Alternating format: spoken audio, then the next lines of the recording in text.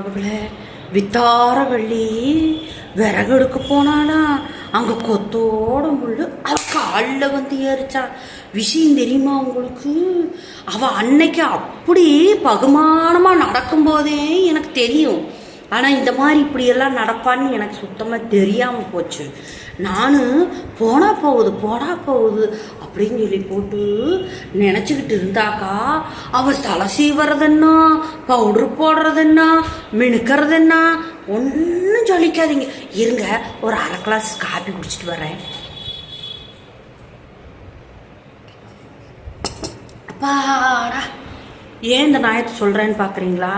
அது என்னமோ போங்க, இன்னைக்கு பக்கத்து வீட்டில் ஒருத்தரும் இல்லை ஊர் திருவிழான்னு வெளியே போயிருக்கிறாங்களா.